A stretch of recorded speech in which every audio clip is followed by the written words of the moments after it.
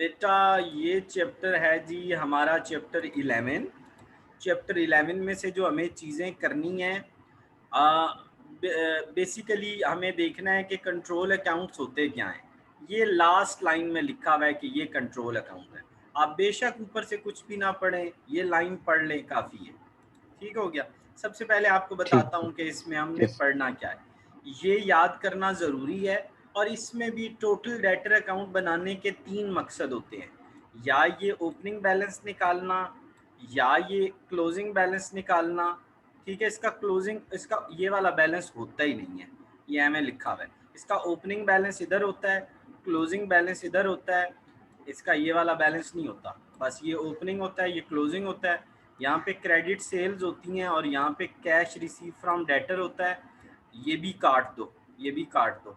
यहाँ receive from debtor होता है, यहाँ बिल एक्सेप्टेड होता है, यहाँ डिस्काउंट अलाउड, बैड डेट्स और सेल रिटर्न, और ये भी नहीं होता। जिन जिन पे मैंने टिक लगाया है वो सिर्फ करने हैं। इसको बनाया क्यों जाता है?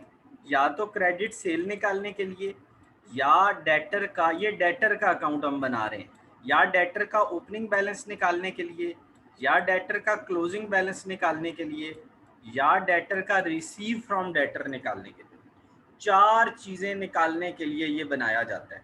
इसका जो मकसद होता है, ओपनिंग बैलेंस निकालना, क्लोजिंग बैलेंस निकालना, क्रेडिट सेल निकालना या रिसीव फ्रॉम डेटर निकालना होता है। ठीक हो गया। तो जिन जिन चीज़ों पे मैंने टिक लगाया वो आपने ठीक। ज़रूर याद करनी है।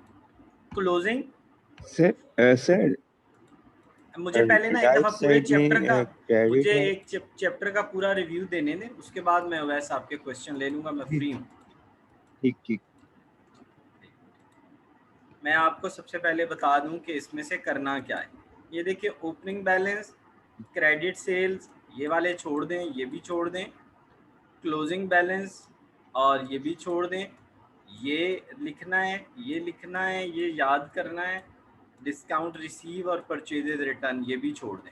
इसको बनाने का मकसद, या तो ओपनिंग क्रेडिटर, इसको कहते हैं ओपनिंग क्रेडिटर, या क्रेडिट परचेजेज, या क्लोजिंग क्रेडिटर, या कैश पेड। तो ये 4 मकसद होते हैं इसको बनाने के, इनमें से कोई भी एक मकसद हो सकता है। ठीक हो गया। अब मैंने ये वाला पेज यस। आपने हरगिज़ नहीं करना, ये वाला पेज भी आपने हरगिज़ नहीं करना, ओके। ये वाला भी यस। नहीं करना, ये वाला भी नहीं करना, ये वाला करना है आपने, ये वाला करना है। और उसमें से भी ये वाला करना है और ये वाला करना है। वो जो ऊपर मैंने आपको सिखाए हैं ना, ऊपर सिखाए हैं, ये देखिए, मैंने कहा था opening balance, credit sales, closing balance, discount allowed, bad debt, sales return और कैश रिसीव। वही चीज़ दोबारा नीचे लिखी हुई है अमाउंट्स के ज़रिए। तो ये वाले आपने जी करने जी। हैं, ये वाले आपने करने हैं। सेल रिटर्न वाला भी नहीं करना, परचेजेज रिटर्न वाला भी नहीं करना। इनमें से आगे ये जितने बने हुए हैं कोई भी नहीं करना, ये कोई भी नहीं करना। ठीक हो गया।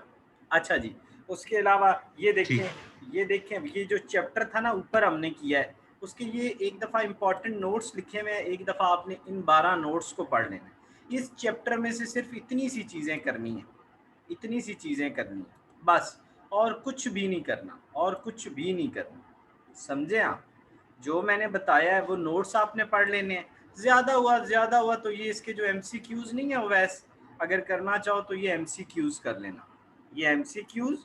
ठीक है बेटा। उसके अलावा ये जो मैंने इसके क्या बताए हैं जी जी। आपको, ये 12 पॉइंट बताए हैं, ये पढ़ लेना, और जो ऊपर बताया है। ठीक है। अब चलो हम